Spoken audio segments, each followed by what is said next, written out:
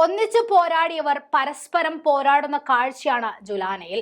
ഗുസ്തി താരങ്ങളായ വിനേഷ് ഫോഗട്ടും കവിത ദലാലും തമ്മിലുള്ള പോരാട്ടമാണ് ജുലാനയിൽ നടക്കുന്നത്. വിനേഷ് ഫോഗട്ടിനു വേണ്ടിയും കവിത AAPക്ക് വേണ്ടിയുമാണ് കളത്തിലിറങ്ങിയത്.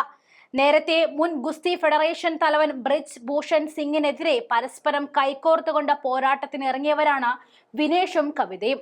ഈ തെരഞ്ഞെടുപ്പിൽ ഹരിയാനയിൽ കോൺഗ്രസും ആം ആദ്മിയും സഖ്യത്തിൽ മത്സരിക്കും എന്നായിരുന്നു ആദ്യം വിലയിരുത്തപ്പെട്ടത്.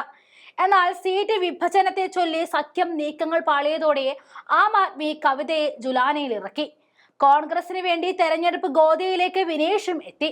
തെരഞ്ഞെടുപ്പ് പോരാട്ടത്തിൽ ഇരുവരും തമ്മിലുള്ള വാക്കുപോരിനും ചൂടേറി വരികയാണ്. ഞാൻ അവളെ എന്നും പിന്തുണച്ചിട്ടുണ്ടെന്നും ഒരു സ്ത്രീ എന്ന നിലയിൽ അവർക്ക് എല്ലാവിധ ആശംസകളും അറിയിച്ചിട്ടുണ്ടെന്നും എല്ലാവർക്കും അറിയാമെന്നും, എന്നാൽ ബ്രിജ് ഭൂഷണെതിരായ പോരാട്ടം വിനേഷ് ഫോഗട്ടും രാഷ്ട്രീയവൽക്കരിച്ചുവെന്നും ഇപ്പോൾ ഒരു രാഷ്ട്രീയ വിഷയമായി ഇത് മാറിയെന്നും ജനങ്ങൾ ഇത് തിരിച്ചറിയുമെന്നും താൻ ഉറച്ചു വിശ്വസിക്കുന്നു. മണ്ഡലത്തിൽ താൻ വിജയിക്കുക തന്നെ ചെയ്യും.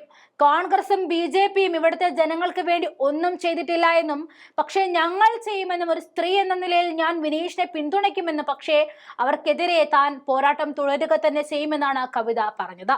അതേസമയം വലിയ ആത്മവിശ്വാസത്തിലാണ് വിനേഷ് മറുപുറത്തുള്ളത്.